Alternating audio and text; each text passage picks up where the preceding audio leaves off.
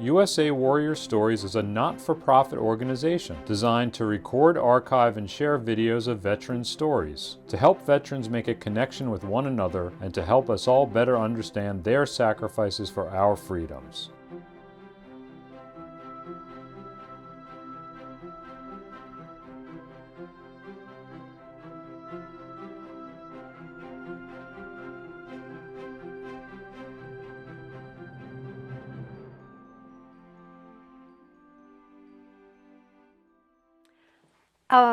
My name is Barbara, but my nickname is Bobbie, and the last name is Keith. From a family was an Army brat, and both my parents served in World War II, which I think is the reason I got to Vietnam and decided to go to Vietnam for the experience, because both my parents had had that experience of being in World War II. So I arrived in Vietnam after very extensive training with USAID, who employed me. USAID is the Agency for International Development. In theory, or in practice, USAID was there to keep the infrastructure of the country from falling apart, as en contraire, we were bombing it. And so it's kind of like a really strange oxymoron right there to me, working for one agency, whereas the military were there. And of course, when I went through all my training to go to Vietnam, we were trained to win the hearts and minds of the people. The military is not trained the same way. But after 6 months of very intensive training, I arrived in Vietnam, April of '67, housed in a hotel on Winway Street, the Street of the Flowers. Fascinating street. You could smell jasmine, the fragrance of flowers every day. You could walk anywhere. We had to eat out. We didn't have anything in the hotel. We had nurses. USAID had 180 nurses in Vietnam. Then we had what they call provincial representatives, and these were young guys in their 20s that were straight out of school or whatever, college.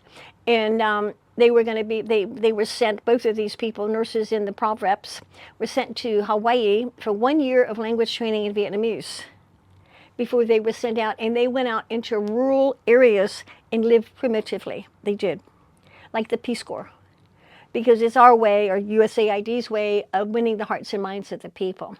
So there was quite a lot of people in the class. I mean, I'm going to say 30, 40, 50, no joke. We had 3 weeks of language training. We went to Quantico, where Quantico had a replica of a Vietnamese village. So we were shown what a Vietnamese village looks like.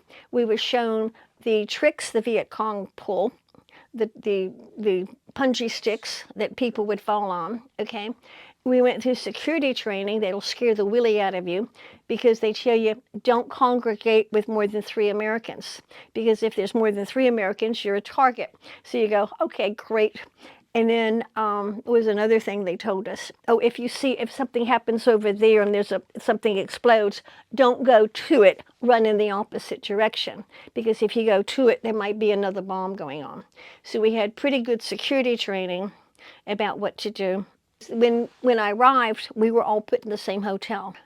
We had a cot with no spring. I mean, just a cot. And one person could you couldn't have company. I mean, you could barely fit in it yourself. You have any idea what you were getting into before you got there? What it was going to be like? Well, they didn't tell us that. They showed us pictures of the accommodations, and you think, oh, I'm going to have a nice little accommodations. I'm going to have a little flat, like a little apartment. I'm going to have a maid. I'm going to have a kitchen. We had to eat everything out. There was nothing. It was really primitive. There's no air conditioning either. So we used to meet on the roof until we were tired as heck, and then go to bed so we could sleep. I think everybody there lives in a constant awareness of what if. Because when you're trained, like we were with the heightened awareness, when you walk out that door, you have to be aware of your surroundings. You don't know whether you're going to take a left-hand turn and do something, or you're going to take a right-hand turn. So you're in a constant state of awareness.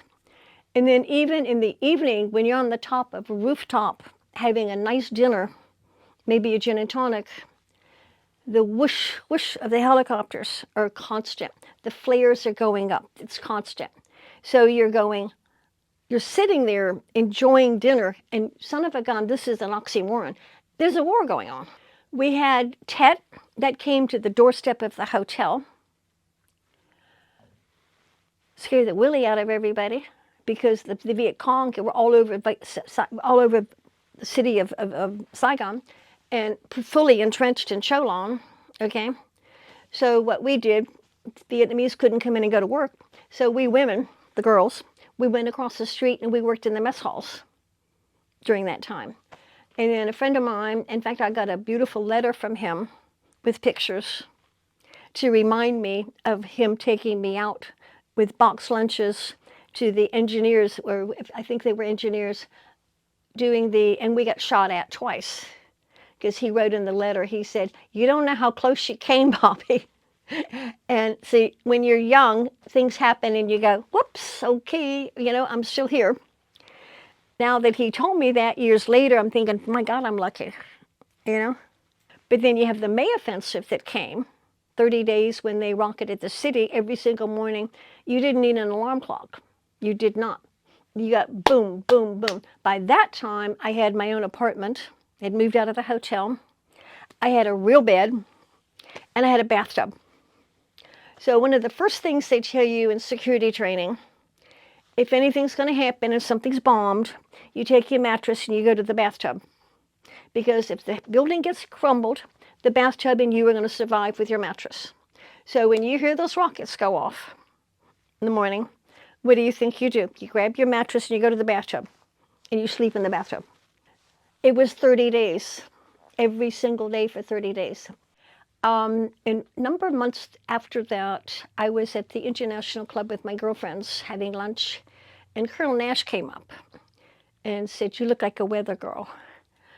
And we didn't really give it a serious thought. We thought maybe he was trying to, whatever you want to call it, break ice with us or sit down and chat with us or something. But come to find out when I went for the interview, it was a serious situation. And he had, 20-something people out there auditioning. So that became my volunteer job. And thank goodness with USAID, who employed me, they were very flexible to allow me to do the volunteer work with AFVN. So with AFVN, I started doing the Armed Forces Radio TV weather show. This is the American Forces Vietnam Network. This is AFVN, serving the American fighting man 24 hours a day from the Delta to the DMZ, with transmitters in Hang, Quin Yang, Pleiku, and Nha Trang, with the key network station in Saigon, Vietnam. It's kind of comical because what we did on the show is we wanted, in all sincerity, we wanted comic relief. We wanted people to look at something like, unbeknown to me, I didn't know about laughing, but the guys did. They were familiar with Goldie Hawn. So they were trying to mimic laughing, unbeknown to me because I wasn't familiar. So we did light and funny things on the show to make people laugh. Went through 2 different maps at the weather show because the first map got so wet from the water that was thrown on me. They had to design a new map. But what that did, it elevated my profile, which is a very strange phenomenon. Because when you get there, even as what they call round eye, the American girl, that's what we would call round eyes, there's not a lot of us. So we already had an elevated status in the country, and we were in heavy demand. Okay, supply and demand. So once I'm on TV, my status went even higher. And I'm invited everywhere, not because I'm Bobbie, but because I'm on TV as the weather girl. Okay, so I'm thinking, that's a good experience. That gets me out to see the country, gets me out to see the guys. So I started traveling on what they call handshake tours, morale boosting tours. And I had to learn how to relate, because I'm basically a hermit, and I'm still basically a hermit. So going out on the handshake tours was first, it was hard. But then you get to the point, you know how to talk to the guys and you know how to make them smile. And it's heartwarming to see how much they care. And at that time, this is in the 60s, this is 68, 69, for example, there was a lot of patriotism and they were very proud. Now, I left before the 70s hit when the culture changed. And I could talk about that later because that's heartbreaking.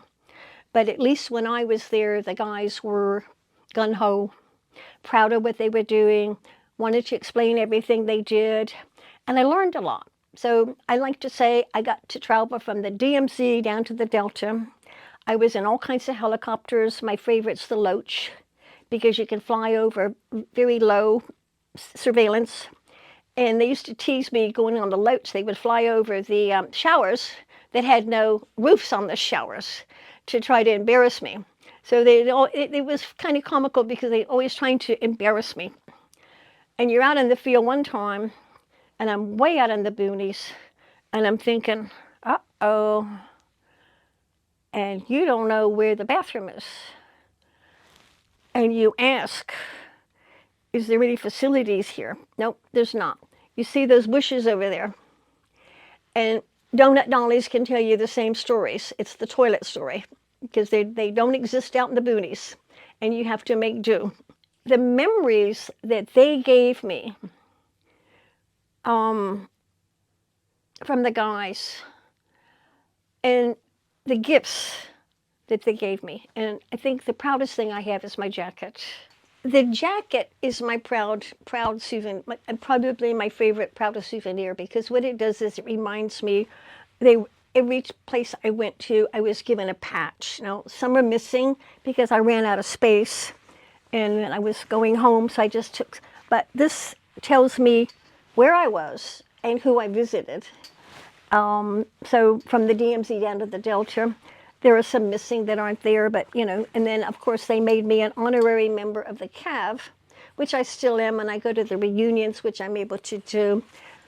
Oh, and you can see I don't have a rank, right? But they flew me in a Cobra. And once you get flown in a Cobra, and I don't recommend it because the force, the gravity force, or whatever you want to call it, is pretty horrific. But I got the patch from the Cobra, and I'm a member of the Blue Max Society, and I have the Blue Max medallion. See, this is the one that was approved, because that's the jacket, and I'm happy with this one. This was the one from the Armed Forces Radio TV Network that I could sign, because people would write in, and maybe directly to them. If they wrote something directly to me, I would send a pinup, and then it would be my choice of what to send the people. You know, if I wanted to be modest, I could send this one and be modest, or I could find one that maybe had a bikini shot. I would send that one, because I do have some bikini shots. But you don't want to be too cheeky and too presumptuous either. So you have to stay modest, because you don't want complaints. I was out with the engineers one time. They had called, they came into the studio and specifically asked for Bobbie the Weathergirl to go out because morale was so low. Their casualty rate, apparently for engineers, was one of the highest casualty rates in Vietnam. And they were low on their morale, and they wanted someone to come out and visit. Okay, so they told me, I said, yes, I'll go out. And it's way the heck out wherever they were. But I got a ride on what they call the roam plows. And this is what the engineers do. They have these little plows that go out in the jungle, and it clears the jungle. So they can do LZs, or they can do base camps. That's probably one of the reasons. But it's caged, so that if anything's thrown at them, they're protected theoretically. Well, we do that, we come back, and they had already cleared kind of a circle, getting ready for either an LZ or whatever. And in the middle is a toilet. Like an outhouse.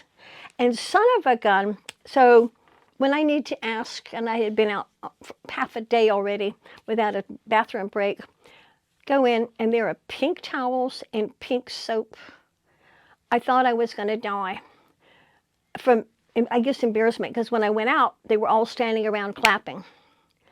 So you really have to keep your humor about you, because I think that's the way they want to either tease you or they want to make you happy, you know, but it's a big embarrassment when those things kind of happen.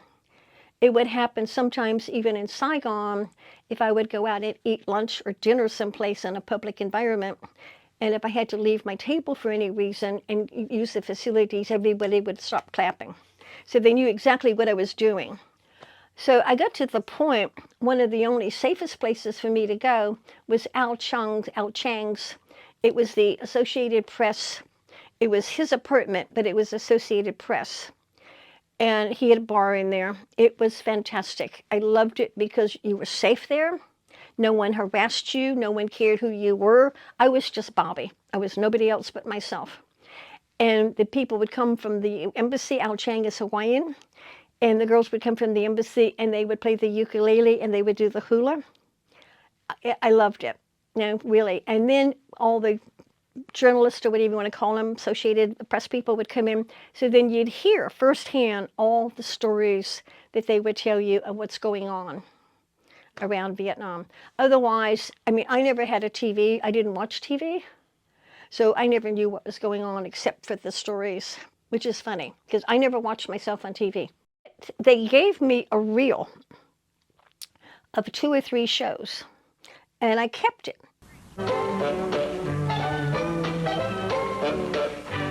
AFVN presents Bobbie and the Weather.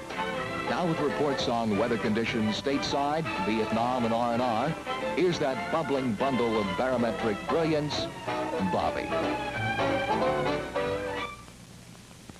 Good evening out there, weather friends. Taking a look at how the home folk have been across our nation this evening, we find that rain seemed to be the rule throughout most of our nation, with shower and thunderstorm activity hitting most of the nation's midsection. That's the way the weather has been stateside. Now crossing over to our Vietnam map, looking first up at the old imperial capital of Hue, continues to be sticky and humid, high 99.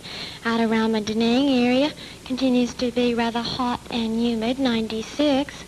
While Quy Nhon reported a high fair day of 97. Weather has been for this part of the program. Now for you lucky fellas planning to go on your leave or R&R soon, we'll be right back to sock those temps to you.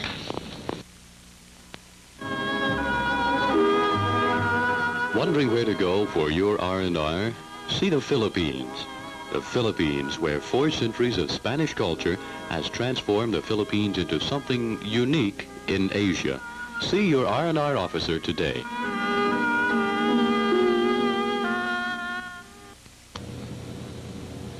Looking at our R&R spots in the Republic of the Philippines, Manila hit a high, fair sunny day, 91. In and around the temples and shrines of Bangkok, Thailand, was a fair sunny day of 89. While the capital of Malaysia, Kuala Lumpur, reported a warm, fair day of 86. This is Bobbie saying good night from American Forces Vietnam Network. This evening I'd like to send a special salute out there to the fellows of the 605th Transportation Company, ADS, located out at Fuloy. And thank you fellows for watching. And until tomorrow, I hope everyone has a pleasant evening, weather-wise, and you know, of course, otherwise.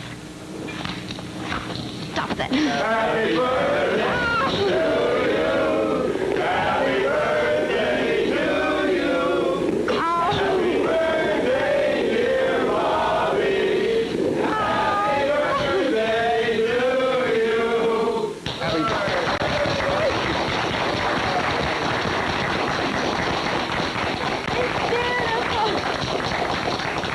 Happy birthday, Bobbie. Thank you. What you just heard was a command performance by the AFVN choral group, and I don't think the Mormon Tabernacle Choir has anything to worry about. But on behalf of the guys here at AFVN, we'd like to wish you a very happy birthday on this very special day for you and for us. Oh, And we'd like to extend our thanks to Colonel Coates and the Hack Open Mess Division for their cooperation in assisting us in getting this cake.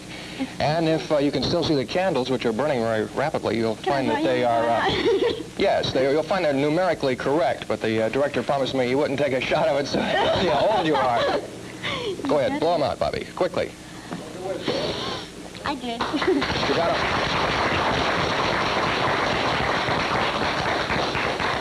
She got them all, and that's about it, birthday-wise, and of course, otherwise. I think one of the nicest surprise, I mean, the guys were so sweet. I mean, can you imagine that you're on the camera and out comes this cake and Paul's there, he's the one that produced the show, and you've got all these candles celebrating your 21st birthday. I mean, I was in awe. I couldn't believe it. And, you know, it was such a nice celebration and so sweet and so loving. I mean, these are my brothers. These are my guys. I mean, I won't forget that. Christmas of '67, Commander Corey took us down to the LST boats. And it wasn't just me, it was two other girls. We went down to the LST boats with Santa Claus. I wrote a story about it, in fact, because it was just, we went to 3 LST boats with the Christmas mail. They had Santa Claus on the helicopter. We got off on the LST boats, and they had the Christmas music, and we delivered the mail, and then we danced on the thing, and I've got pictures of us dancing. And Commander Corey was very, very generous. I mean, after that, he took me down later, the LST boats, because they had had some casualties and they wanted the morale boosted. So I went down to the LST boats by myself with Commander Corey, and that was quite an experience, but a sad one. I think everybody there lives in a constant awareness of what if. Because when you're trained, like we were with the heightened awareness, when you walk out that door, you have to be aware of your surroundings. Was it a big part of your position as a weather girl to go out into the field? Well, if I had my time free on Saturday and Sunday, I could make 2 or 3 trips. Because the helicopters can take you all over. I mean, you can bounce from one place to the other. You can go from, you know, like, I'm trying to think of an example when I went north to see the 4th Infantry and play coup. It wasn't just going to play coup to see the 4th Infantry. I went and saw the Special Forces, I went and saw SOG, and I went and saw the Mountain Yards. So that was like a 2-day trip up there. Because 2 days, actually overnight, I should say. But it was rare that I did overnights, because the helicopters could just fly you anywhere. Close calls, any fire on the helicopter? Well, I wrote this too, because I wrote about going with Commander Corey down to the Delta for Christmas, and you could hear the bing, bing, bing on the helicopter. Mm-hmm. Did you have flak jackets on? Or The wardrobe was my choice. I wasn't told that I had to do anything special. So when I did the jacket, that was my choice to wear the jacket. They didn't ask me to wear it. Mini skirts were in fashion. The French girls, if you ever saw the French girls, wow. Okay. In fact, the embassy had a boat that you could take out, complete with a cap, and go up and down the Saigon River. So I decided to have a party on it, and I had my French friends. Well, the French women go topless. Now, that was my first experience with, you can imagine going up and down the Saigon River with French women on the boat, topless, sunbathing. The helicopters, I thought they were going to crash. I'm not kidding. It was hysterical. I mean, I will never forget that. You know, never. Becoming Bobbie the Weathergirl, having just been there with an employee of the Agency for International Development, women already had an elevated status. We were round eyes. There weren't a lot of us. So we were treated with a lot of respect and admiration. But once you're seen on TV and you're on it every night and people see it, it elevated my status into, because I mean, I couldn't go anywhere without being recognized. Everybody knew who I was, including the Vietnamese people. I mean, I think I was very fortunate because I never had an incident. I'm one of the women who served almost 3 years there that never had an incident where I was harassed, I was bothered, anything happened. And I mean, I've been out in the middle of nowhere, like when the Loaches would take me on trips to base camps, or let me say when they had stand-downs, the people would come in on stand-downs, and I'd be the only woman there, the only girl. Never in my entire, I found the men to be very shy, very resident, and very polite. Very polite. And at the studio, they were all like my brothers. I think they protected me. I think for me, after, the trips, seeing what I had seen, and looking at, I don't really know how to explain it. It was time. You find out that the Gulf of Tonkin was a cookbook. You find out that we're going to downsize. You find out that Kissinger's mucking around in Paris. You find out all these things because I hung out at Al Chang's place so some of the news would get into my little head. And my little head is spinning with these things going, wait a minute, I don't think I like this. Wait a minute, this doesn't make any sense. Wait a minute, why are we here? Why are we letting our people be killed? Why are we destroying a country? And look what we were doing. I mean, during Tet, the refugees came into the city. We had a lady living on a park bench right across the street from the hotel, Windway Street, in the flower department. And we were given sea rations because couldn't go eat. I thought, I'll share mine. I picked it up, brought it over, put it in front of her because she's there all by herself, little lady. She spat in my face. Well, you know, I couldn't fault her because maybe it was my fault that her village got destroyed and she has no home. So you start thinking about those things. Do I really want to continue to be part of it? Do I want to be part of that destruction? Do I want to be part, as people still getting killed? So I was pretty eager to get out of there. And then when I went to the travel office, and then, well, when I went to admin and put in for my resignation, because my tour wasn't up, I still owed them. I still owed them a time, because you sign for a commitment. They understand you can only take so much. I mean, you can only, you know, and I didn't want to stay any longer. Now, No. the AFVN side, was that something? No, that was you had? USAID. AFVN, they were beginning a new wave of bringing in bands and bringing in music and doing different entertainment.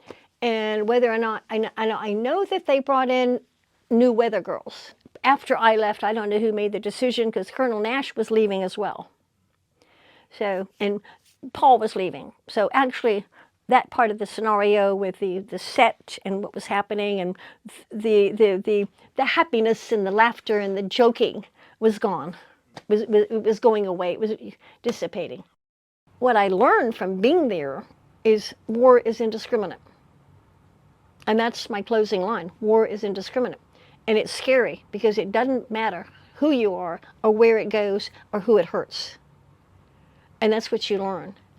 And to learn that and to be out there, and then the guys are so brave. I think that's one thing I want to take away is how brave our men were who served. I didn't hear any complaints, not one. I love them dearly, I really do. I have a admiration, respect, love, and everything for everybody.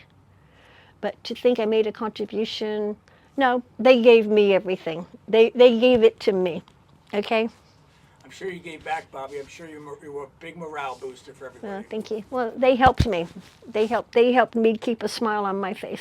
Does that make sense? It does. I don't know. Yeah. For people who served in the military, I would hope that everyone out there who served would have a chance to tell their story. It's an important thing to do because it can be very cathartic. And it's not just cathartic for the person. It's what I would like to hear. I want to hear your stories. Other people want to hear your stories. Don't bury them. Don't hide them. Put them out in public. Let us share them. Let us know who you are and what you did. You're important. Make sure that we know that you're important. Make sure that we know that you served and what you did. And because, you know, we love you people, we honor the people in the military. And it would be nice if you could share that with everybody and go on TV and tell your story. You know, I would love it. I would watch it. I'm one of your fans. I can remember so many of you out there. I can remember the smiles. I can remember sharing the cokes. I can remember the snort of whiskey out in the boonies.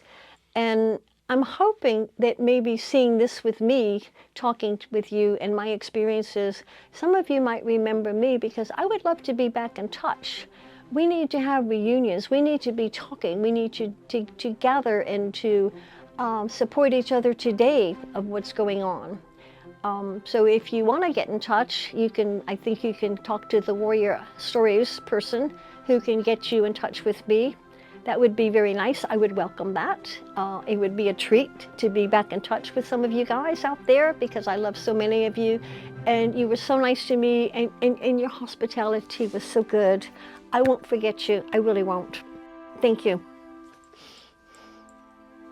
When I closed the weather show in Vietnam, it was traditional to say, this is Bobbie saying good night to everybody out there. weather-wise, and of course, you know, my wishes go with you for otherwise. Did you ever leave Vietnam to come back to the States? No. No. But I had an R&R, and that's another story in itself. Well, that's how I got my tattoo. I mean, and that's a funny story. I'm sorry. I won't forget that. I wish I...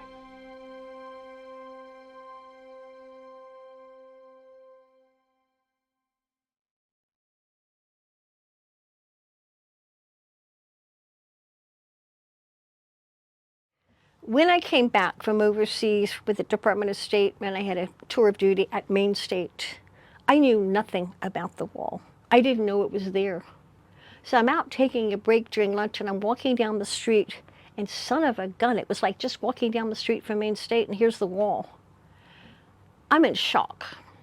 And I meet this park ranger, Morris, who sat down and talked to me and walked me through the story of the wall and said, you know what? You'd be a good volunteer. Why don't you become a yellow hat? And I'm going, oh yeah, sure, I'm going to be a yellow hat. Well, he talked me into it and I signed up and I went through the training and became a yellow hat volunteer at the wall. And when they say that it is cathartic, I can tell you it's cathartic.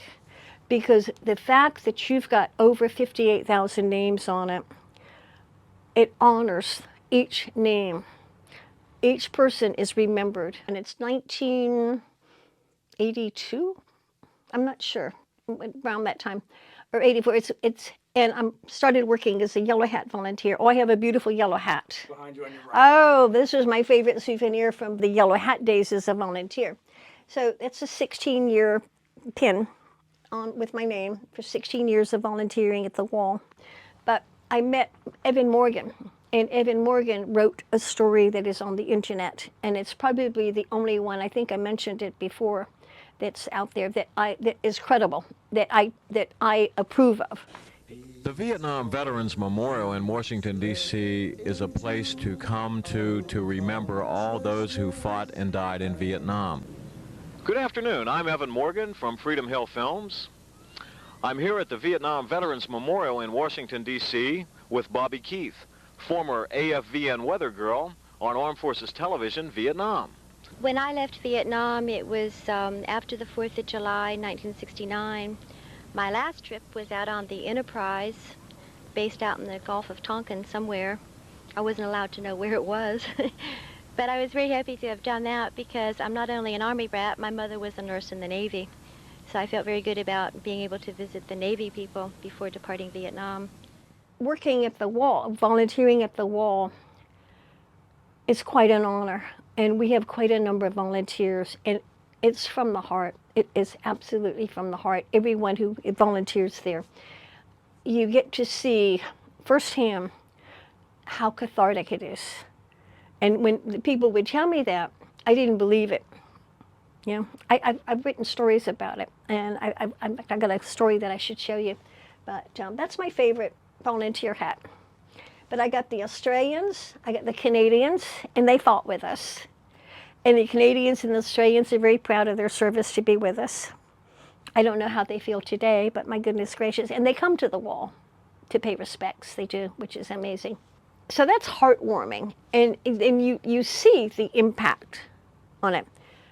Now, but when you're in an information booth too, people come to the information booth, and it's rare that they ask for information about the wall, which is funny.